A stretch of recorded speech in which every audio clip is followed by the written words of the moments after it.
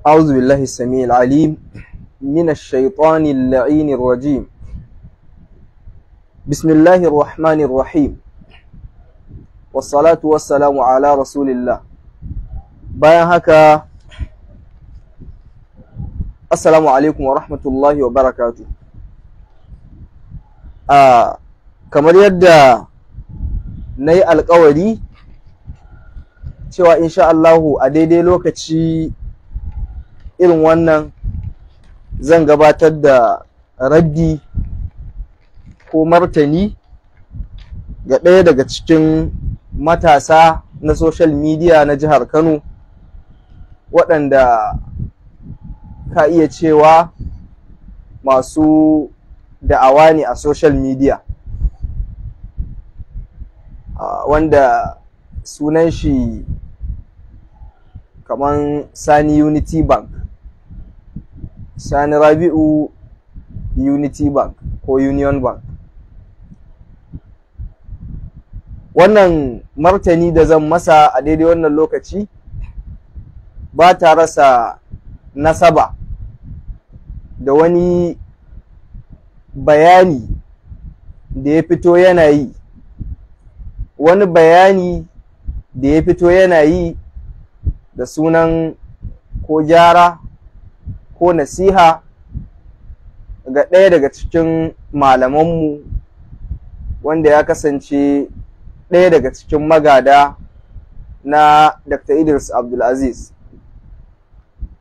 Ya kasance ɗaya daga cikin magada na Dr. Idris Abdulaziz, Allah ya masa rahama, wanda shine Sheikh Suleiman Adam Manzo.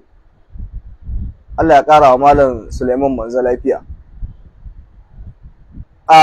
Kun san a kullum al'ada da ɗabi'a ta mutumin da ya kasance ya siffanta da siffa na munafurci ba ta sauyawa. Ko yaushe wannan al'adar tasa za ka ga yana ci gaba da gudanar da ita, sai dai ta canza salo.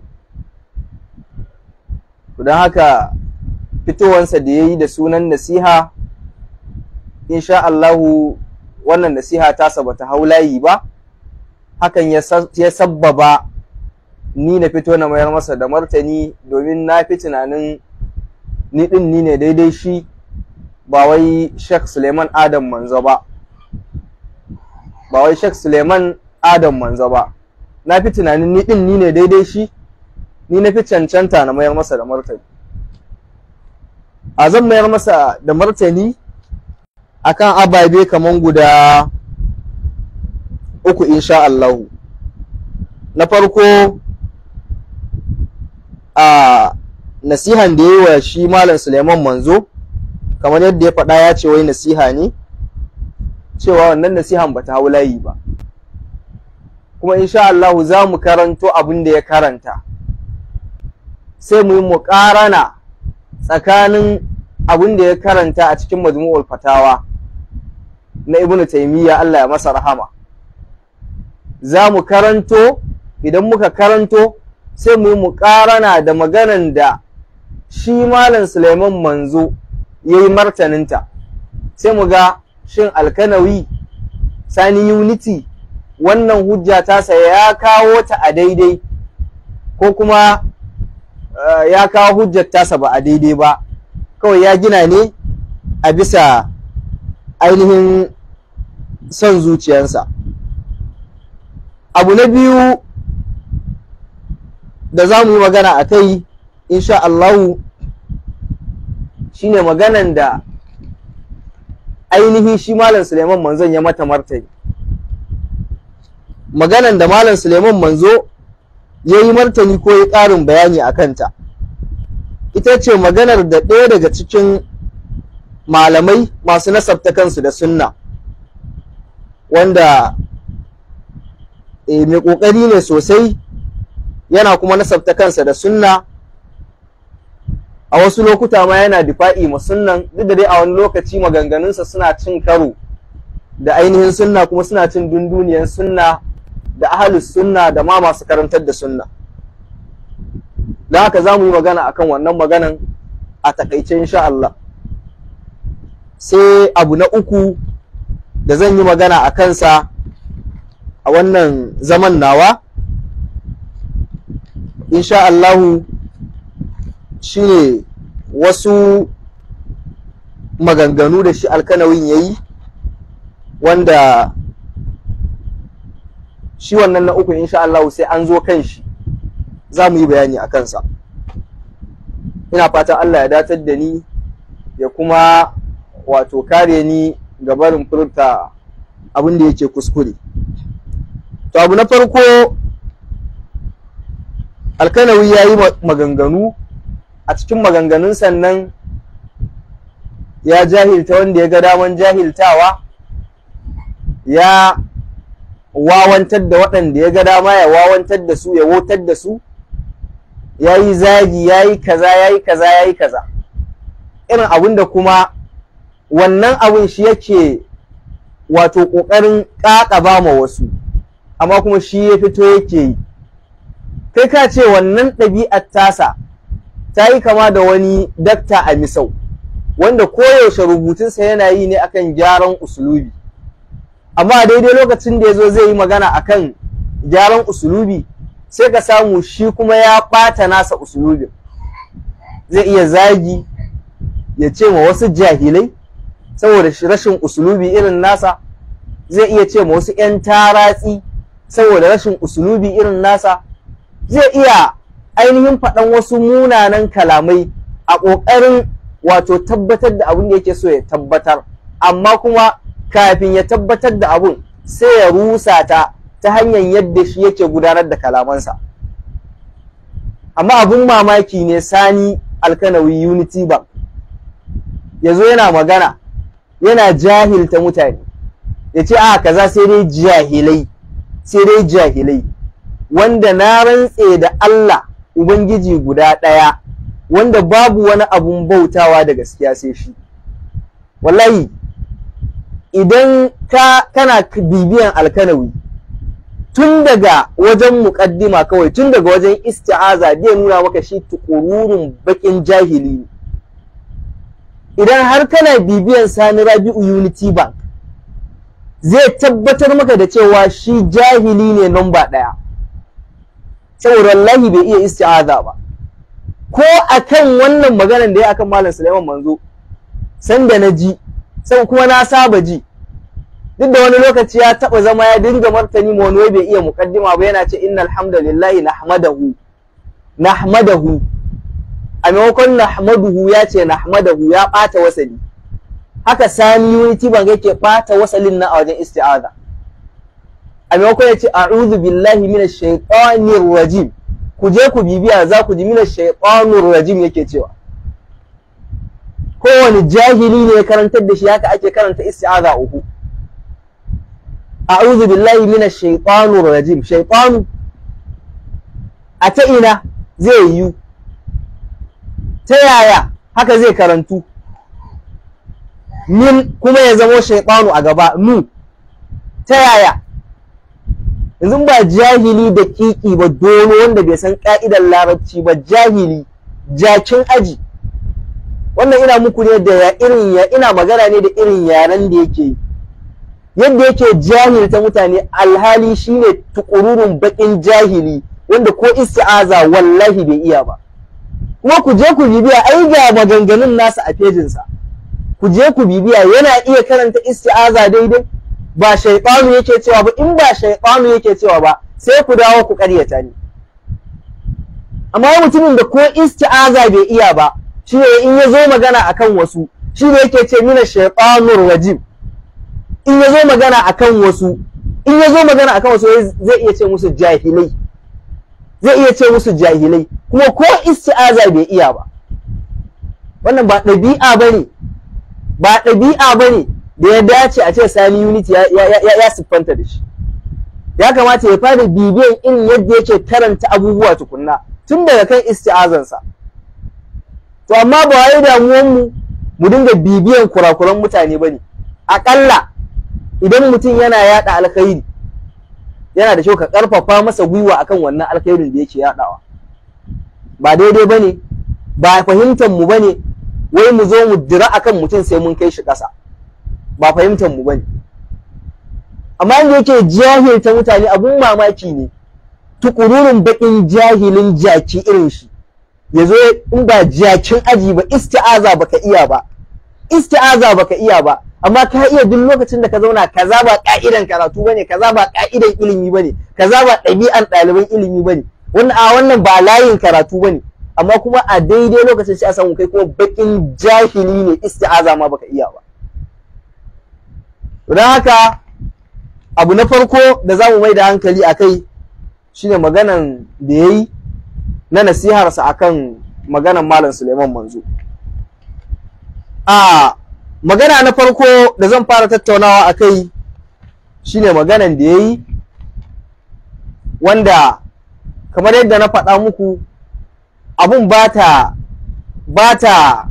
wato ainihin sauyawa, bata sauyawa, bata canzawa, sai dai ta canja salo. Yayi ta kokari na makirce da Dr. Idris Abdulaziz, Allah bai bashi nasara ba. Yanzu kuma ya dawo ya ga abun ya fi ƙarfinsa, Allah ya karɓi rayuwar Dr. Idris, ya yi kyakkyawan cikawa, muna kyautata masa zaton samun rabauta a wajen Ubangiji. Sun yi tunanin majalisin za ta mutu, bata mutum ba, ta ci gaba da amo, ta ci gaba da ɓarin sauti, har yanzu majalisin ita take saurara. Ina faɗan wannan ne don gabatar da godiya ma Ubangiji ba don alfahari ba. Tun daga kan shi Dr. Idris Abdulaziz ɗin, shi kansa bai kai ya tara ma kansa wannan jama'an ba, bai kai ba, bai isa ba. Shi ba kowa bane Dr. Idris Abdulaziz da zai tara ma kansa waɗannan jama'a daga Najeriya da wajen Najeriya waɗanda suke nuna ƙauna gare shi, ƙauna ga da'awarsa, suke fahimtar kalamansa. Wallahi bai sai tara ma kansa wannan abun ba. Wallahi shi ma ya sani, ya ma shafa faɗan haka. To haka ɗaliban Dr. Idris Abdulaziz da suka ci gaba da gudanar da al'amura bayan Allah ya karɓi rayuwarsa, wallahi sun san su ba su kai ba, ba su da wayo, ba su da dabara, ba su da zunzurutun ilimin da zai karkato hankalin mutane zuwa ga kansu. Inna ma abin da muke fata shine ya kasance kamar yadda muke kyautata ma shi dakta yayi abinsa bisa ikhlasi, ya kasance su ma waɗannan suna yin abinsu bisa ikhlasi. In har suka yi haka, insha Allah, Allah zai datar da su. Makircin makirai irin su Sani Rabi'u Unity ba zai taɓa yin tasiri a kansu ba. Abin da yasa nake wannan magana shine magana da Sani yayi, wanda magana ce wacce za ta iya yamutsa waje, amma ga wanda bai fahimta ba. Amma alhamdulillah mu kanmu a haɗe yake, kowa kuma yana da kyakkyawan fahimta da ɗan uwansa. Amma kun ji Sani yana magana, yana so ya haɗa Malam Suleiman Manzo, yana so ya haɗa shi da sauran ƴan uwansa masu karantarwa. Yana ce wai ta iya yiwuwa akwai abubuwa da yawa wanda su waɗannan suke yi, wanda shi baya so, baya jin daɗi, har ma yana magana a kansu.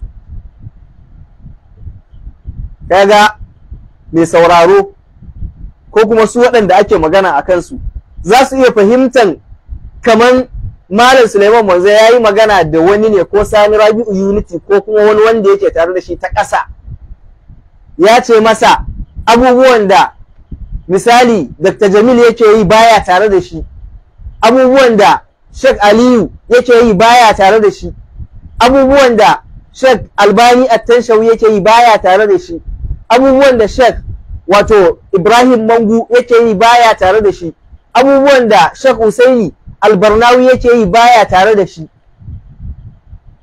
Kaga kenan sai ya yamutsa waje, sai a fara kallon kallo ma juna, saboda shaidani ne, munafiki ne, ya saba, saboda ya saba. To insha Allah ba wanda zai wannan fahimta. Waɗanda suka fi kama sun yi ƙoƙarin wargaza majalisin tun bayan rasuwan dakta, Allah bai ba su nasara ba.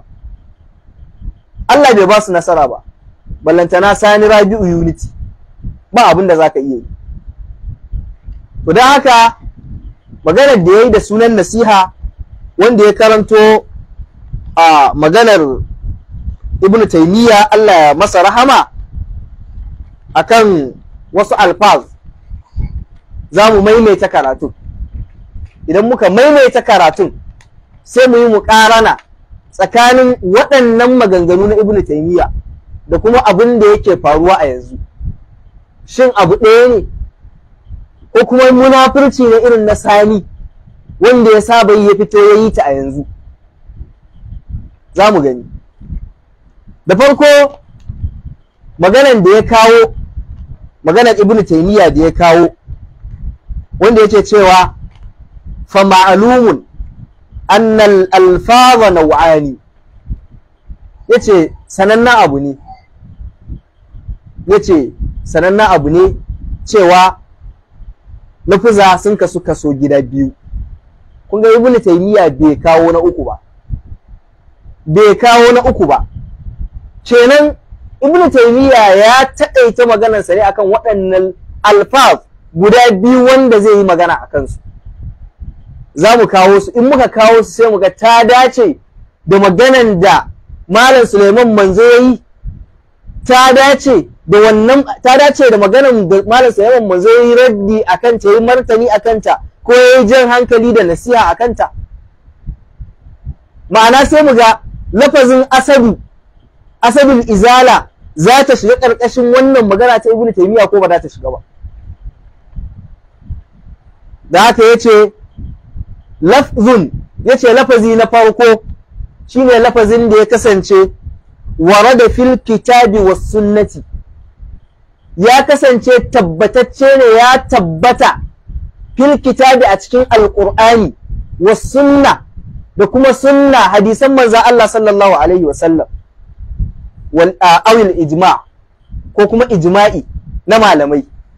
Ya kasance wannan lafazi na farko ya samu daga cikin ɗayan waɗannan ababe guda uku. Ina fata al'umma suna fahimta. Lafazi ya kasance ya samu minal kitabi, a fil kitabi a cikin wato ainihin alƙur'ani, was sunna ko kuma a sunnan manzo Allah sallallahu alaihi wasallam a hadisansa an samu wannan lafazin. Awil ijma' ko a ijma'i, ko an samu a ijma'i. Yace fa hadhal lafzu, yace irin wannan lafazi wanda aka same shi daga cikin Qur'ani ko hadisi ko ijma'i, yace irin wannan lafazi yajibul qawlu bi mujibihi, yace irin wannan lafazi ya ma wajaba, wajibi ne, ya zama dole a yi magana a kansa ko a faɗe shi saboda abin da ya kunsa. Wajibi ne. Sawa'un, yace daidai ne, fahimna ma'anahu, wannan lafazin da ya zo a cikin alkitab, ya zo a cikin as-sunna, ya zo a cikin al-ijma', yace daidai ne, fahimna ma'anahu, mun fahimci ma'anansa, aw lam nafhamhu, ko kuma ban fahimta ba. لأن الرسول صلى الله عليه وسلم لا يقول إلا حقا, domin manzan Allah sallallahu alaihi wasallam baya magana, baya faɗan komai sai dai idan abun ya kasance gaskiya ne. Duk abin da manzan Allah sallallahu alaihi wasallam ya faɗa gaskiya ne. Kun ji lafazi na farko, yace wal ummatu la tajtami'u ala dalalati, yace al'umma kuma ba sa taruwa gaba ɗayan su akan bata. Kun ji lafazi na farko, ku rike al'umma, lafzun warada fil kitabi was sunna, lafazi wanda ya tabbata a cikin alqur'ani, was sunna da kuma sunnan manzo Allah sallallahu alaihi wasallama, an samu wannan lafazin a cikin hadisi. Awil ijma' ko kuma an same shi a cikin wato ainihin ijma'i. Kun ji lafazi na farko kenan. Lafazi na biyu, Ibn Taymiyyah Allah ya masa rahama, yace wa thani, yace na biyu, lafzun, yace lafazi wanda anan ne shi Sani Rabi'u Unity ya baje hajan san zuciya da jahilci da daƙiƙancinsa. Anan ne ya baje daƙiƙanci da jahilcinsa. Da haka yace lafzun, na biyun kenan, lafazi ne lam yarid bihi dalilun shar'iyyun, wanda ba wani dalili na shari'a da ya zo da shi, ba a taɓa samun wani dalili na shari'a da ya zo da irin wannan lafazin ba. ka hadhihi al-alfazu allati tanaza'a fiha, yace kaman irin waɗannan alfaz wanda ake cece ku ce a kansu, ake cece ku ce a kansu.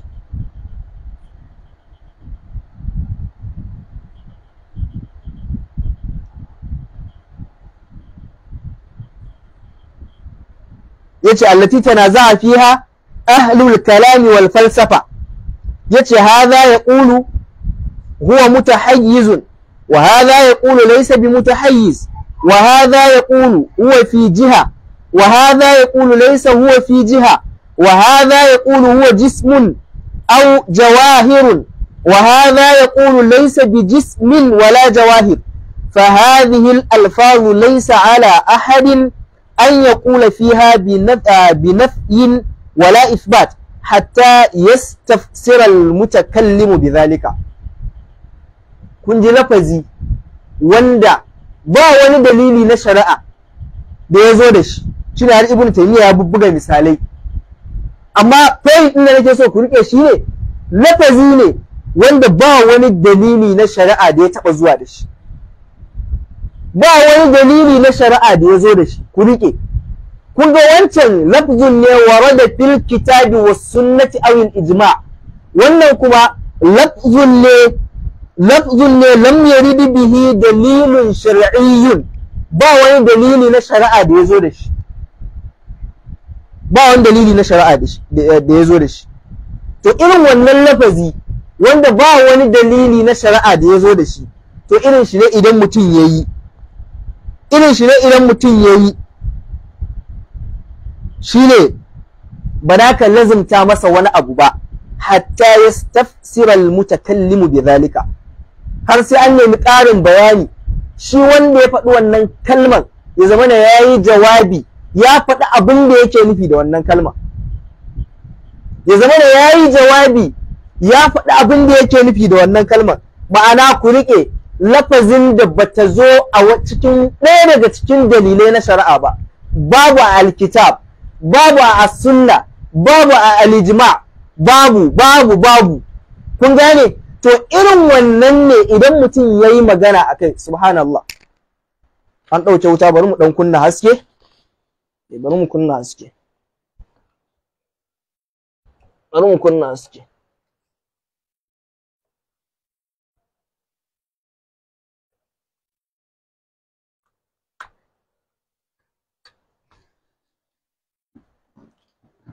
Na'am. To irin wannan lafazin ne shine ba za ka lazimta ma mutum wata fahimta taka ba har sai an nemi ƙarin bayani daga wajensa. To da Allah, abin da yasa nace za mu yi muƙarana, shine sai mu duba maganar da shi Asadul Izala yayi cewa Allah yana da ƙungiya. Ko ku gane Sani Unity Bank baƙin azzalimi ne, mahaukaci ne, baya fahimtar yadda abubuwa suke, jahili ne namba ɗaya, kalman da yake sake ta akan mutane tabbatacciya ne a kansa.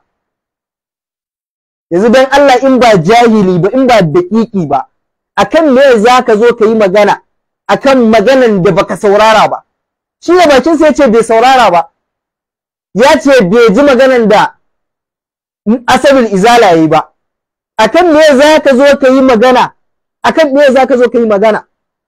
Akan abin da baka saurara, baka ji me aka ce ba. Baka ji me aka ce baka zo kawo magana akan abu. In ba jahilci ba haka ake yi. To amma bari mu masa tambaya. Shin lafazin da Asadul Izala yayi amfani da ita cewa Allah yana da ƙungiya, ta ina za ta samu a cikin wannan magana? Ta ina za ta samu a cikin wannan maganan? Ta yadda Ibn Taymiyyah ya ƙarin bayani, yace wa inna fa haqqan na'am, yace fa in bayyana annahu athbata haqqan athbatahu, yace idan ya bayyana cewa shi mutumin da yayi wata lafazi lafazin kuma ta kasance wato ainihin lafazi ce wacce ta kasance lam yarid bihi dalilun shar'iyyun, mutum ne yayi lafazi wacce ta kasance lam yarid bihi dalilun shar'iyyun. To da yayin wannan lafazin Ibn Taymiyyah da yake ƙarin bayani sai ce irin wannan lafazin fa in bayyana annahu athbata haqqan athbatahu, idan ya tabbata cewa ya bayyana maka cewa abinda shi wannan mai maganan yayi magana ya tabbatar da wata gaskiya ce, to ka tabbatar da ita. Idan ya kasance ya tabbatar da wata gaskiya ce, to ka tabbatar da ita. Amma wa in athbata batilan raddahu, idan ya tabbatar da wato abin da yake ƙarya ne, to ka rusa ta ka mayar masa da kayansa, kar ka karɓe ta. Mutane suna biye da ni, a bi ni a hankali za a fahimci saƙon da nake so na isar. Wa inna fa batilan, idan kuma ya kore wani mummuna abu ne na fahu, sai ka taya shi ku kore tare. Wa inna fa haqqan lam yanfihi, idan kuma ya kore gaskiya ne, to kai ko ba za ka kore gaskiyan ba. Wa kathirun min ha'ula'i yajma'una fi hadhihi al-asma'i bayna al-haqqi wal batili fi an-nafyi wal ithbat. To da Allah maganan da muke so mu yi shine lafazin da Asadul Izala yayi amfani da ita, ta ina za ta samu shiga anan? Ta ina za ta samu shiga a nan wajen? Ta ina za ta samu shiga? Abubuwa ne ko kuma abu ne wanda akwai nassi na Alƙur'ani a kansa, akwai nassin hadisin manzon Allah a kansa, ya tabbata akwai wannan game da haramcin kafa ƙungiya a musulunci, haramcin rarrabuwa ƙungiya a musulunci. Haramcin rarrabuwa, ku kafa ƙungiya a cikin addinin musulunci, tabbataccen abu ne wannan a cikin Alƙur'ani, tabbataccen abu ne wannan a sunnan manzon Allah sallallahu alaihi wasallam. Wa atasimu bi hablillahi jami'an wala tafarraqu, ku yi riko bi hablillahi jami'an, da igiyan Allah, dukkan ku yi riko da igiyan Allah, kalman tauhidi. Wala tafarraqu, kar ku rarraba, kowane irin rabuwa, in dai rabuwa ne a cikin addini a rabu, Allah baya so, manzon Allah sallallahu alaihi wasallam baya so. Munibina ilaihi wattaquhu wa aqimus salata wa la takunu minal mushrikin. Allah ya ce kar ku kasance daga cikin mushrikai, kar ku bari ɗabi'an ku ta yi kamanceceniya da ɗabi'an mushrikai. Su waye mushrikai? Menene ɗabi'an su? Allah ya ce minal ladhina farraqu dinahum, waɗanda suka kakkasa addinin su, wa kanu shi'an, suka zamo ƙungiya. Kullu hizbin, kowace ƙungiya bima ladayhim farihuna, suna alfahari ne, suna jin daɗi ne, suna yekuwa, suna gadara da abin da suke ainihin yake hannunsu suka mallaka. Shi yasa za ga wancan izalan alfahari take yi da yawan masallatai, kaga wancan izalan tana alfahari da yawan motoci, kaga wancan izalan tana alfahari da noman da shugaban ƙungiyanta yake yi. Ba shi bane kullu hizbin bima ladayhim farihun, shine kullu hizbin bima ladayhim farihun. A sace ma abin da ya shafi addinin, ana alfahari da noma, ana alfahari da yawan masallatai, ana alfahari da yawan motoci. Ba haka ake yi ba, to wannan tabbataccen abu ne a cikin musulunci. Allah ya kore wannan, Allah ya riga ya yi magana a kai, ya ce baya so. Annabinsa sallallahu alaihi wasallam ya yi magana, ya ce baya so. Ba a so a rarraba addini ƙungiya addinin musulunci. Har ma manzo Allah sallallahu alaihi wasallam ya yi bayanin yadda Yahudu za su kasu, yayi bayanin yadda nasara za su kasu, yayi bayani yadda al'umman musulmai za su kasu kungiya za su kaso 73, wanda yanzu a cikin 73 kowace tana da rassa. Manzo Allah sallallahu alaihi wasallam yace kullu hafin na, ce dukkan sauran suna wuta. Wanda kawai ba za ta shiga wuta ba shine wanda manzo Allah sallallahu alaihi wasallam, bangaren da manzo Allah sallallahu alaihi wasallam da sahabbansa suka kasance a kai, ita ce ba za ta shiga wuta ba. To ba tabbataccen abu ne da nassin alqur'ani, tabbataccen abu ne da nassin hadisin manzo Allah sallallahu alaihi wasallam ake magana akai. Sai aka samu mulhidi dan son zuciya wanda shi Sani Unity Bank ya fito yake kare shi saboda kungiyar su daya, saboda dan kungiyarsa ne ya fito yake kare shi. Tabbataccen abu ne wanda Allah ya nesanta kansa da shi, ya nesanta addininsa da shi.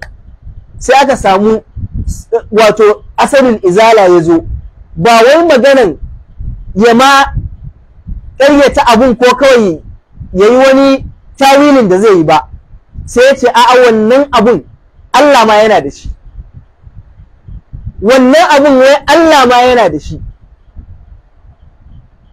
wannan abun wai Allah ma yana da shi. Yanzu ta ina wannan maganar za ta shigo? Ta ina wannan maganar za ta shigo? Ta ina wannan maganar za ta shigo? Ta ina wani bayani kake so a yi? Shi fa wanda ya yi maganar ya zauna ne ya ɓata lokaci a zaman farko da ya yi awa 3 da mintoci. Ya yi ne don ya yi bayanin da al'umma za su fahimta.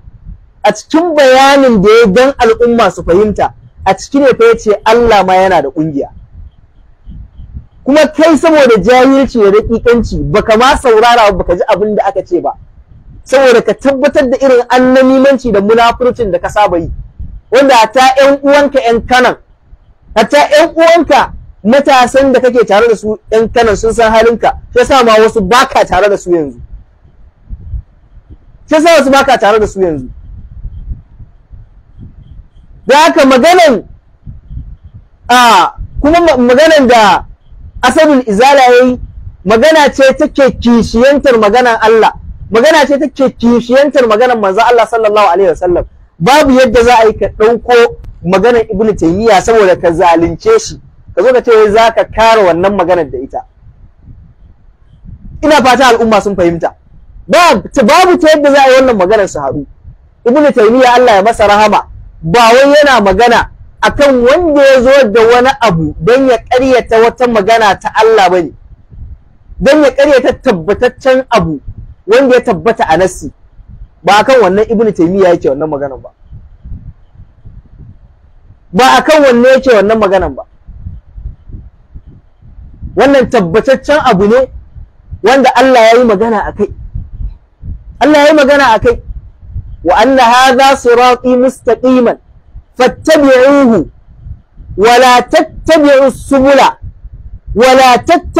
subula fatafarraqa bikum an sabili dhalikum wasaqum bihi la'allakum tattaqun. Allah ya ce wa anna hadha sirati, to kuma lalle wannan shine hanya na addinin musulunci kenan, mustaqiman, miƙaƙƙiyar hanya wacce ba ta ɗaukan kwana-kwana, ba ta ɗaukan lunguna, ba ta ɗaukan rarrabuwa. Allah ya ce fattabi'uhu, ku bi wannan hanyar, wala tattabi'u subula, kar ku bi ƴan wasu hanyoyi, ka ratse a nan, ka bi ratse. Shi sai Allah a cikin Fatiha, ihdinas siratal mustaqim, ihdinas siratal mustaqim, ka shiryar da mu hanya madaidaiciya miƙaƙƙiya. To anna hadha sirati mustaqiman fattabi'uhu, sai Allah ya ce wala tattabi'u subul, waɗannan ƙananan hanyoyin ƙungiya kaza Allah ya ce baya so kar ku bi, wanda in kuka bi wannan hanyar fatafarraqa bikum an sabili, za ta raba ku da hanyar Allah miƙaƙƙiya guda ɗaya.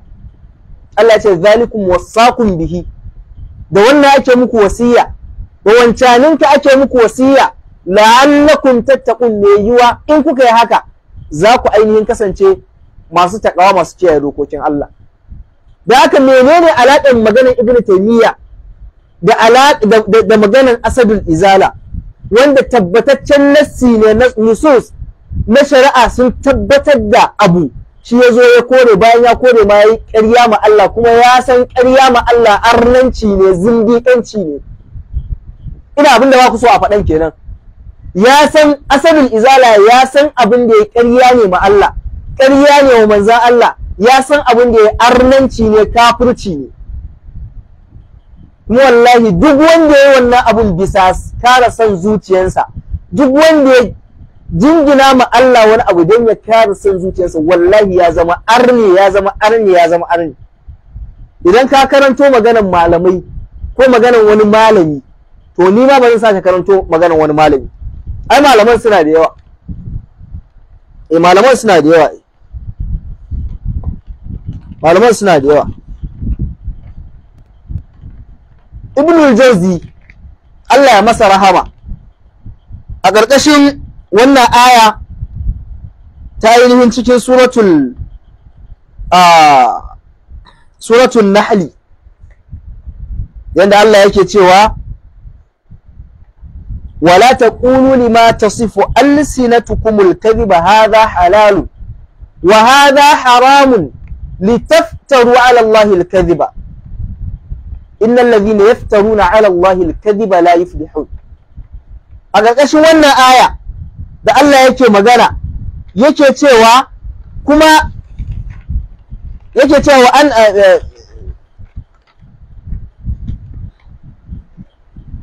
wala taqulu lima tasifu alsinatukumul kadhiba, yace saboda abinda wato bakunan ku suke bayyanawa suka siffantu da shi na ƙarya,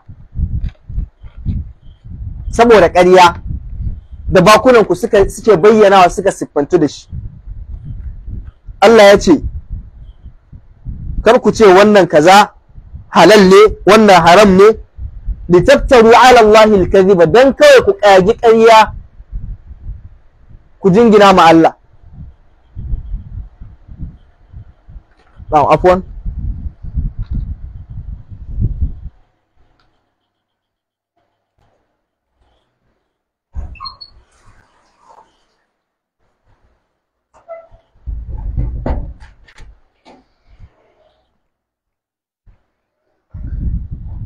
Na'am, yace dan kawai ku kaji ƙarya, litaftaru ala Allahi al-kadhiba, ku jingina ƙarya ma Allah. Allah yace innal ladhina yaftaruna ala Allahi al-kadhiba, lallai waɗanda suke kirkiran ƙarya suke jinginawa wa Allah, Allah yace waɗannan la yuflihuna, waɗannan ba sa rabauta. Ce ba sa rabauta inji Allah, yace ba sa rabauta.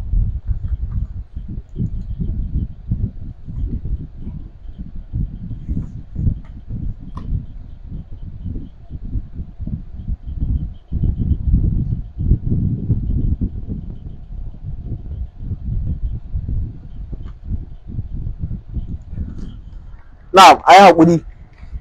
Innal ladhina yaftaruna 'ala Allahi al-kadhiba la yuflihun. Allah ya ce waɗanda suke kagan ƙarya su jingina ma Allah la yuflihuna, waɗannan ba sa rabauta. To a ƙarƙashin wannan ayar Ibnul Jawzi Allah ya masa rahama, Allah ya gafarta wa Ibnul Jawzi, a cikin tafsirinsa, na'am, a cikin tafsirinsa Zadul Masir fi ilmi tafsir, yake magana a ƙarƙashin wannan aya yake cewa wa qad dhahaba ta'ifatun min al-ulama, yace malamai da yawa sun tafi akan cewa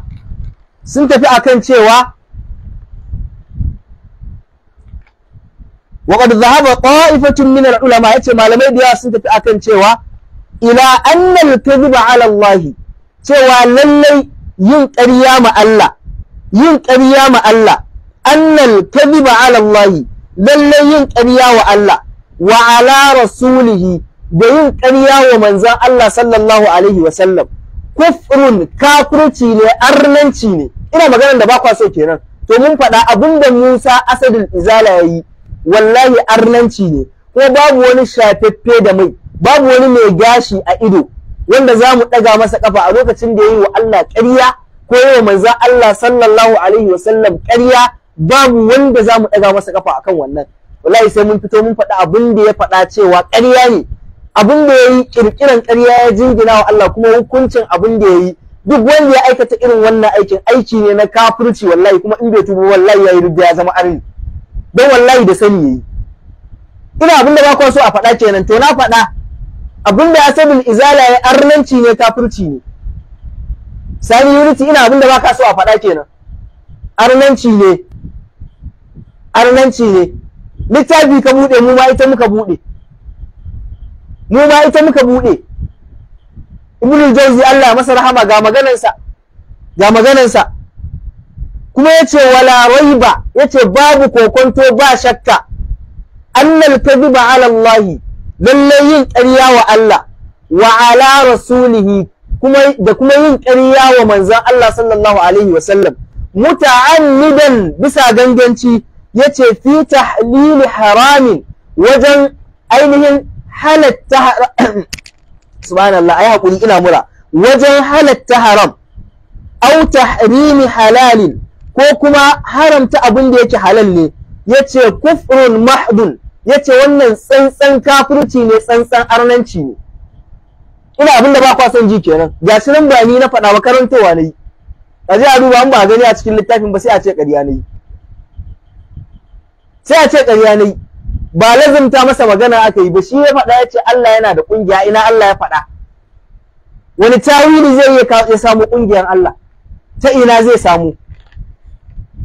Ta ina zai samu? Ta haka walaƙar ƙalu kalimatal kufri wallahi wa kafaru ba'da islamihim. Yawwa. Da haka kawai Musa Hassan ya sace kalmar shahada kawai, ya tuba ya janye kalamansa. Muna wannan bayanin ne saboda waɗanda suke ganin shi da mutunci suke masa kallon malami, ta su ruɗu da kalamansa su halaka. Duk wanda zai yi ƙarya ma Allah bisa ganganci, ba wani mutuncin da yake da shi, ba wani kiman da yake da shi, ba wani mutuncin da yake da shi. Ka baje shi kawai, ka tona asirinsa, ka tone shi, ka feɗe shi daga biri har wutsiya. Duk mutuncinsa, duk darajar da yake da shi, duk girmansa bai kai girman Allah ba, duk girmansa bai kai girman Allah ba. Soyayyen da muke masa bai kai soyayyen da muke yi ma Allah ba, soyayyen da muke masa bai kai ko da daidai da mithqala zarra na soyayyen da muke yi manzo Allah sallallahu alaihi wasallam ba. Da haka in yayi ƙarya wa Allah zamu ce ƙarya yayi, kuma zamu faɗi hukuncin ta. In kai ƙarya wa manzo Allah sallallahu alaihi wasallam zamu ce ƙarya kai, kuma zamu faɗi hukuncin ta. Zamu faɗi hukuncin ta. Zamu faɗi hukuncin ta. Da haka yawa ya ce kafirci ne wannan, tsantsan kafirci ne yin haka, tsantsan kafirci ne yin haka, tsantsan kafirci ne. Allah a Qur'ani a wani waje ya ce fajtanibul rijisa min al-awthan wajtanibu qawla az-zur, yace ku nisanci kazanta na bautan gumaka, sannan ko ku nisanci faɗan magana na zur, yin ƙarya, ku nisanci wannan. Imamu Tabari a cikin tafsirinsa ƙarƙashin wannan ayan yace abin da ake nufi da wajtanibu qawla zur, abin da ake nufi da alqawlu zur shine al-iftira'u 'ala Allah wa takdhib, shine kirkiran ƙarya a jingina ma Allah. Kirkiran abu ka jingina ma Allah, ka masa ƙarya, shi ake nufi. Kiraka yayi ƙarya ma Allah, yayi ƙarya wa manzo Allah sallallahu alaihi wasallam, sai a zuba ido a masa shiru. Kai sani kana da hankali kuwa? Sai a zuba ido a masa shiru, sai a zuba ido a masa shiru. Da haka yanzu muna bin ka bashi, in dan Allah kake, ka fito ka nuna mana ta ina maganar Ibn Taymiyyah da ka karanto, ni ma na karanto yanzu, suka samu munasaba da maganar Asabul Izala da kai kake so ka kare ta a yanzu. Ka zo ka gaya mana ta ina suka samu munasaba, ta ina suka yi daidai, ta ina suka dace, sai ka zo ka mana bayani. Abu na gaba, wannan tahaddi ne aka jefa masa, ya fito ya yi bayani inda Allah yake yi. Abu na gaba,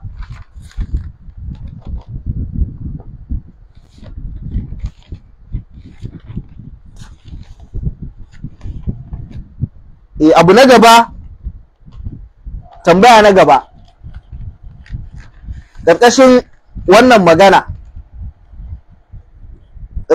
magana da shi ya karanto na Ibn Taymiyyah wanda mu muka karanta yanzu, cewa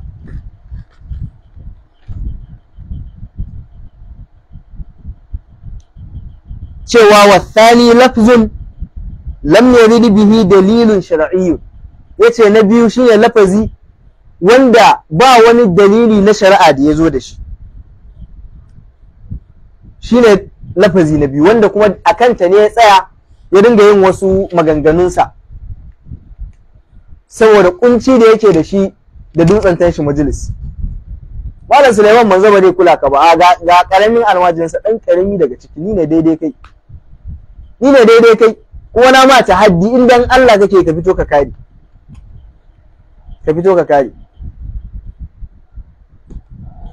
kare, sai ka mana bayani, ka mana muƙaranan su yadda za mu fahimta ta ina suka yi kama. Wannan dai tabbataccen abu ne wanda nusus na alƙur'ani da sunnan manzan Allah ya tabbatar da su.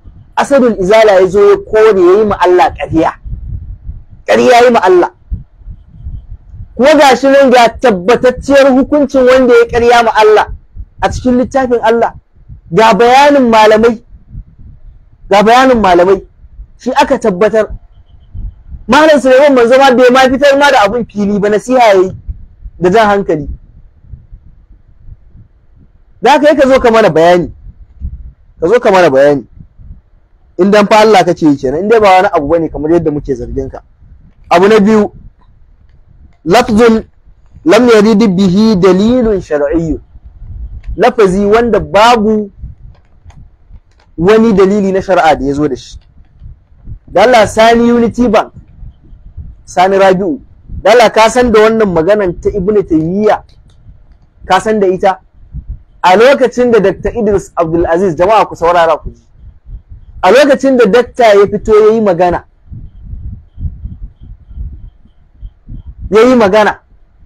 wanda yake tabbatar da cewa insha Allah duk abin da zai fito daga bakinsa gaskiya ne, shi ba zai mu kowa ƙarya ba.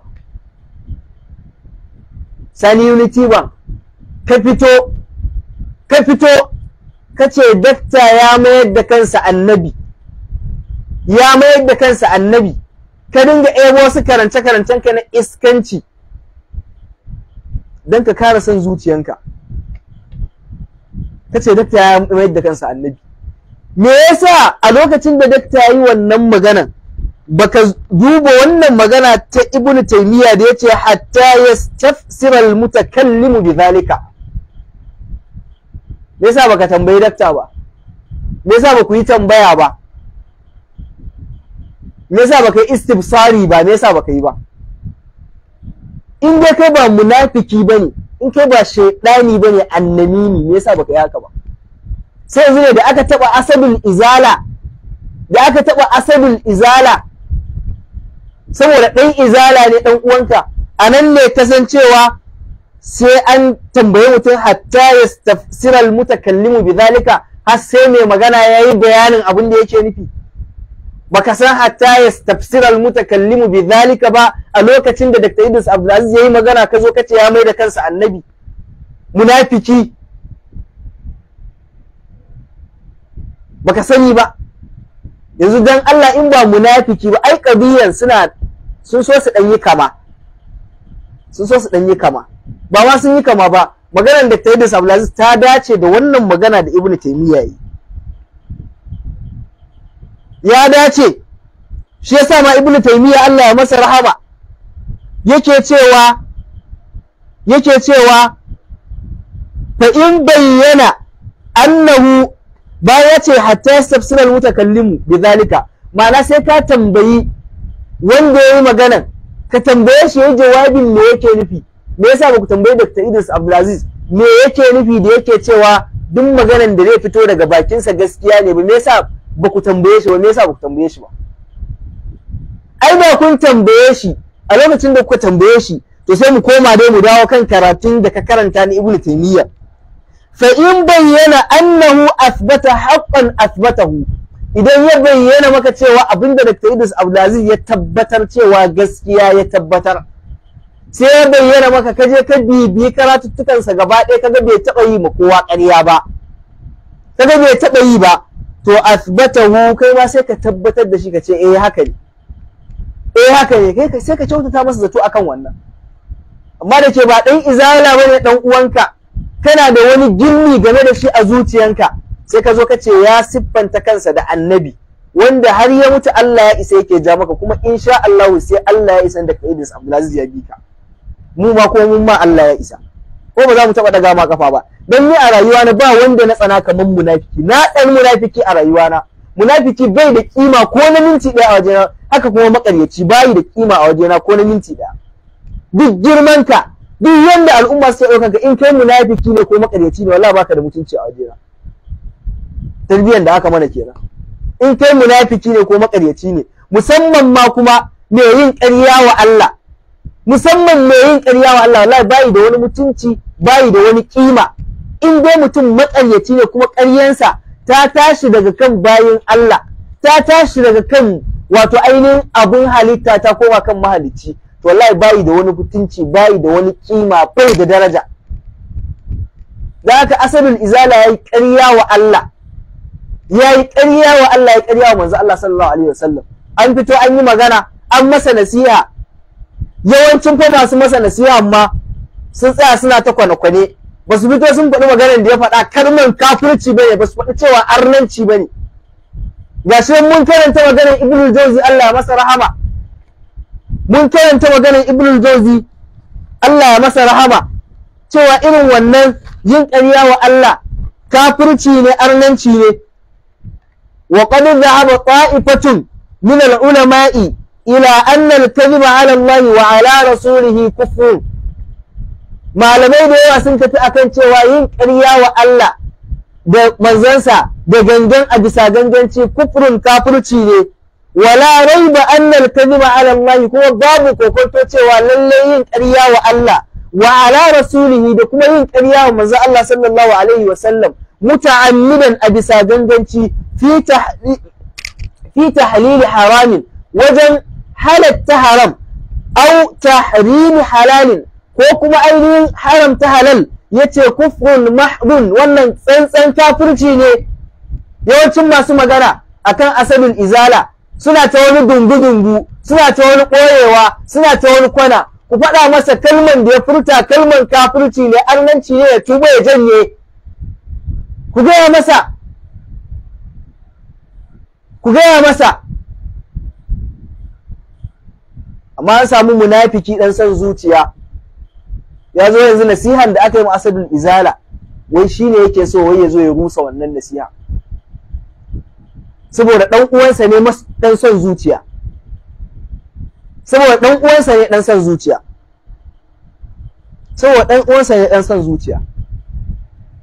To dan haka tambayan da muke sace maimaitawa shine, shin ba karanta wannan magana bane na Ibn Taymiyyah Allah ya masa rahama, cewa idan mutum yayi magana wanda take daukan ma'anoni, guda biyu, sai ka tambaye shi hatta yastafsira al-mutakallimu bidhalika, har sai wanda yayi magana yayi bayanin abin da yake nufi. Ba karanta bane da, sai yanzu ka karanta. In ka karanta da, me yasa ka zo ka lazumta ma Dr. Idris Abdulaziz cewa ya siffanta kansa da annabi?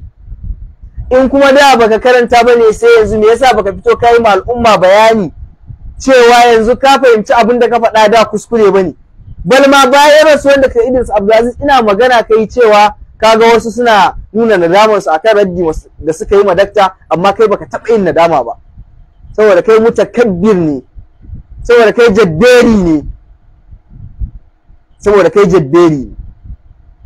Idan haka Sani Unity munafiki ne, kuma munafuncinsa ba za ta yi tasiri akan dutsen tanshi majalis da malaman dutsen tanshi majalis da ɗaliban dutsen tanshi majalis ba. Ba za ta yi tasiri a kansu ba. Ba za ta yi tasiri a kansu ba. Magana na kusa da ƙarshe da ya yi shi ne, akwai magana da ya akan wani bawan Allah. Magana da ya akan wani bawan Allah wanda ya dinga cutansa, ya dinga karɓa masa kuɗaɗe da sunan za a sayi littafi a sa a ainihin maktaba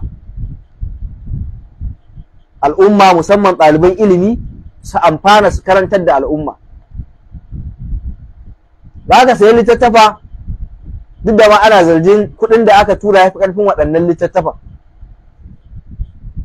Kuɗin da aka tura ya fi ƙarfin waɗannan littattafa. Sai ga aikin da yake so a yi da littattafan ba shi ake yi ba. Ya sayi littattafansa ne don a yi aiki ma addini. Ya sayi littattafansa ne don a yi aiki ma addini. Sai ga an buge da cin mutuncin masu mutunci, an buge da ƙoƙarin rusa waɗanda suke so su ƙara gina addini su jaddada ta. Sai ce a ba shi kayansa don ya kai wajen da za a yi aikin Allah, a karantar da sunnan manzan Allah da shi. Kuma ya yi daidai.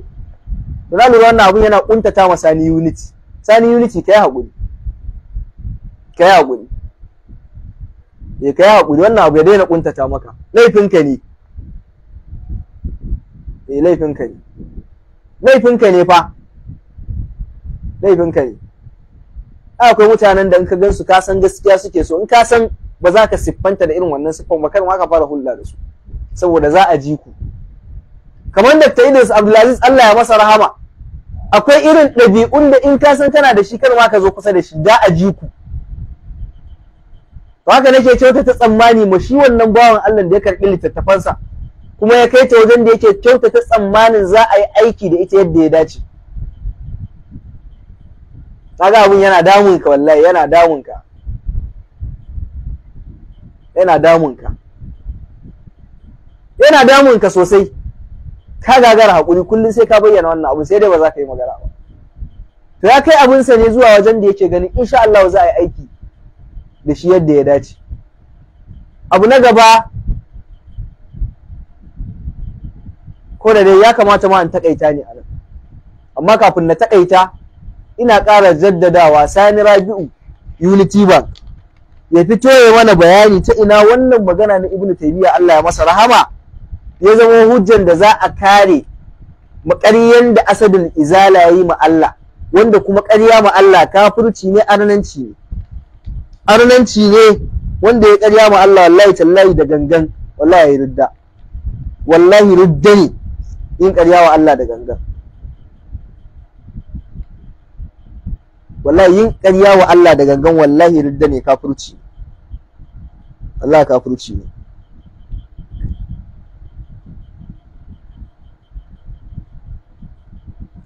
Yawa. Kafirci ne yin ƙarya wa Allah da gangan.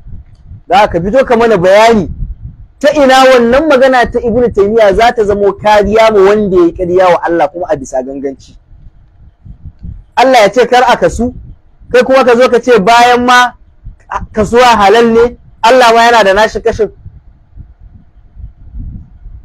A fa irin kashin da suke magana fa, kashe-kashen Allah ma suna da yawa, ƙungiyoyin Allah suna da yawa, Hizbullahi ƙungiyar Allah ne, Jundullahi ƙungiyar Allah ne, suna ma da yawa fa. Mutum ya yi kalmar kafirci, a maimakon ku ba da gudunmawa wajen a dawo da shi kan hanya, ƙoƙari kuma kuke ku rusa waɗanda suke masa nasiha don ya dawo. Ƙoƙari kuke ku rusa waɗanda suke masa nasiha, suke masa nasiha.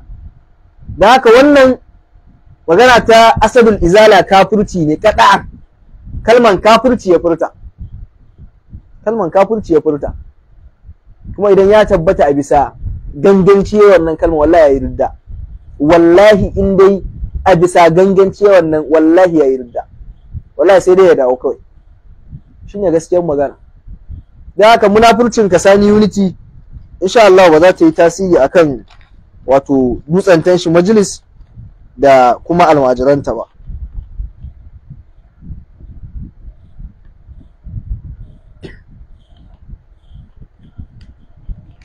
Magana ta ƙarshe, kira da ya yi wa shi Malam Suleiman Manzo cewa wai ya shagaltu da karantar da wato ainihin aƙida da kuma yaƙar shirka da bid'a. Daga dawon Malam Suleiman Manzo daga Madina zuwa yanzu da ya yi nasiha wa Asadul Izala akan kalman arnanci da ya furta. Kai ka ce kusan 70% na abin da Malam Suleiman Manzo yake karantarwa littattafai ne na aƙida. Littattafai na aƙida yake karantarwa. Ƙarfin karatunsa ma ya mafi ba da ƙarfi ta nan. Ba ka bibiya, ba ka san abin da yake yi ba.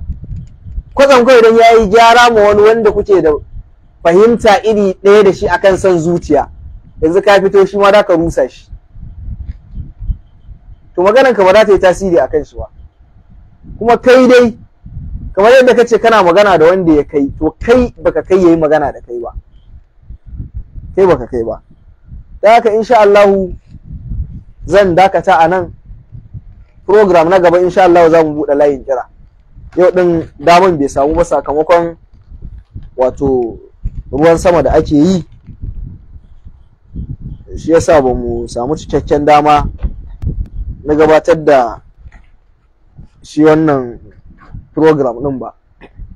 Kai dai kawai an yi abin da ya samu ne. Da haka zan dakata a nan. Ina dai maimaitawa ya fito ya mana bayani yadda waɗannan maganganu suka kasance suna da alaƙa da juna. Yadda suka kasance suna da alaƙa da juna. Magana Ibn Taymiyyah, shin maganarsa uzuri take ba mu wanda ya ƙarya mu Allah da gangan akan kuma abin da Allah ya riga ya yi magana ya ce baya so. Kaman fa yadda fa Allah ya ce wa aqimus salata ne. Kamar fa yadda Allah ya ce wa aqimus salata ne, sai mutum ya zo ya ce a'a ba dole bane ku tsaye da sallah. Ba dole bane ku tsaye da sallah. Misali sai ya ce annabawa da Allah ya turo su dan su ce wa aqimus salatan su ma ba sa sallah. Irin fa maganan kenan. Irin maganan fa kenan. Da haka Allah ya shirye ka in kai mai shiriwa ne. Ba za mu ƙi kasancewanka ka shiryu ba. Ba za mu ƙi haka ba. Muna fatan Allah ya shirye ka. Allah ya tara da mu da kai duka ya shiryar da mu.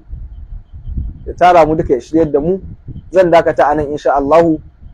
Wannan shine dan takaitaccen jawabin da zan yi. Abinda na faɗa daidai, Allah ya ba mu lada gaba ɗaya tare da masu sauraro. Kuskure Allah ya gafarta mana. Allah kuma ya nuna mana gaskiya ne ya ba mu ikon bi. Ya nuna mana ƙarya, ya fahimtar da mu cewa ita ɗin ƙaryar ce, ya ba mu ikon kauce mata. Mun karanta abinda ya sawwaka, insha Allah zan dakata anan. Subhanakallahumma wa bihamdik, ashhadu an la ilaha illa anta, astaghfiruka wa atubu ilaik. Assalamu alaikum wa rahmatullahi wa barakatuh.